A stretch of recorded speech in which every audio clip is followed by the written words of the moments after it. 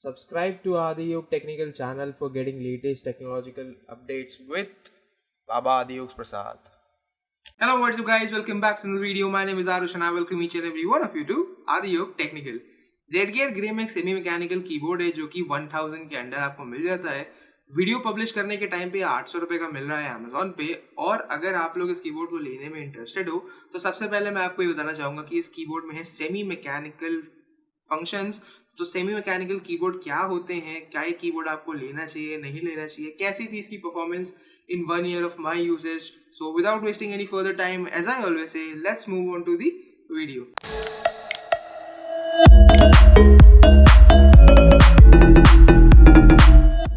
Redgear Grim जो एक semi mechanical keyboard है, जैसा कि मैंने आपको भी बताया, इसके जो एक साल में मैंने इसको यूज किया, I have used it for playing games, I have used it for video editing, I have used it for typing long documents, scripting वगैरह करने के काम भी मैंने इसको लिया हुआ है.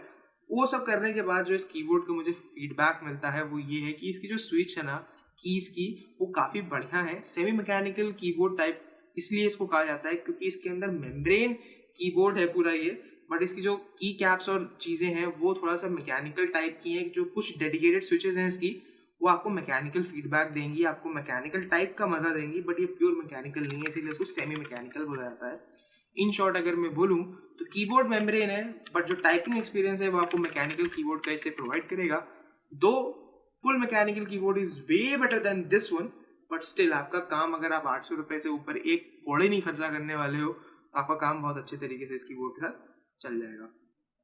जो अच्छी चीज़ें मुझे लगी इस कीबोर्ड के बारे में ओवर माय 1 ईयर यूजेज वो ये थी कि गेमिंग परफॉर्मेंस अच्छा, अगर मैं इसमें open world action such as GTA 5, GTA Vice City और भी सारे गेम्स अगर मैं खेलूँ इसमें तो परफॉर्मेंस अच्छी है. पर जो खराबी मेरे को लगी वो ये थी कि इसका की ट्रैवल थोड़ा सा लॉन्ग है, जिसके वजह से अगर आप first person shooter game such as PUBG खेलो, कॉल ऑफ ड्यूटी वॉरफेयर खेलो या फिर एपेक्स लेजेंड जैसे गेम्स अगर आप खेल रहे हो तो ये कीबोर्ड आपके साथ जस्टिस नहीं करता है, क्योंकि की ट्रैवल इज लॉन्ग. उसके बाद कीबोर्ड का भी एक रिस्पॉन्स टाइम होता है तो वो इतना अच्छा नहीं मिल पाता है आपको. तो आप FPS गेम से थोड़ा सा स्ट्रगल करता है कीबोर्ड परफॉर्म करने में, बट अगर आप ओपन वर्ल्ड एक्शन और ये सब गेम खेलते हो, स्टोरी मोड टाइप के आप लोग खेलोगे, तो उसमें this keyboard is good and typing experience is also decent. कोई बहुत इतनी ज़्यादा आवाज़ भी नहीं करता है कि खटखट टाइपराइटर जैसी आपके पड़ोसी को, या आप कहीं भी बैठ के इस पर टाइप कर रहे हो तो आपको उसमें वो दिक्कत आए. अगर मैं इसको कंपेयर करूँ अपने Redgear Blaze 3 वाले कीबोर्ड से तो उससे ये वे बेटर है. बस उसमें एक कमी है कि इसमें आप लोग RGB जो इसमें मिलेगी आपको उसको चेंज नहीं कर पाओगे और Redgear Blaze में कर पाओगे. तो मेरा जो एक मैं बात बोलूँगा, RGB चेंज क्या फ़ायदा करके यार, जब आपको कीबोर्ड का एक्सपीरियंस इतना अच्छा नहीं मिलेगा. This keyboard Redgear Grim is way better than the Redgear Blaze 3, और वो इस वजह से क्योंकि स्विचेस इसकी हार्ड नहीं है, बहुत ही लाइट वेट कीबोर्ड है, स्टर्डी है, ग्लास टाइप का आपको फील देगा, लगाने के बाद बहुत मज़ेदार चलता है. एंड जो Redgear Blaze 3 है उसके बारे में मैंने वीडियो बना रखी है, आप लोग उसको देख सकते हो. My experience with that keyboard which was very horrible. जैसे ही I will be getting some kind of stuff with me, I will be changing my keyboard instantly from Redgear Blaze to some mechanical keyboard. ये तो मैंने इस video में भी बोला है.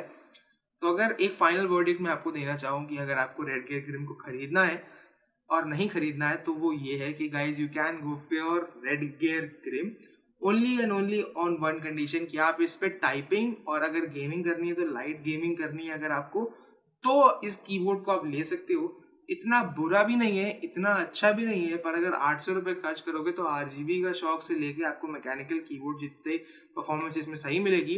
एक साल से मैंने इसको यूज़ किया है and I use my keyboard काफ़ी पटक के, काफ़ी रफ तरीके से मैं यूज़ करता हूँ. मैं उन लोगों में से नहीं हूँ कि कीबोर्ड और माउस को थूक लगा के एकदम साफ करने वालों में से. सो थोड़ा सा केयरिंग नहीं है हम अपने सामान को लेकर, वो अलग चीज़ है. बट आपको मैंने बता दिया कि इस कीबोर्ड को अगर आपको लेना है तो सिर्फ कुछ कंडीशंस पे लीजिए, ऑल पर्पस कीबोर्ड नहीं है ये. सो अगर आप लोगों को मेरी वीडियो अच्छी लगी हो, मेरा बात आपको समझ में आई हो, इस कीबोर्ड को लेने से पहले मन बनाए हुए थे, उसको पक्का कर दिया, तो लाइक कर दीजिए, शेयर कर दीजिएगा, सब्सक्राइब कर दीजिएगा. Till we meet again, ta-ta, bye bye and sayonara.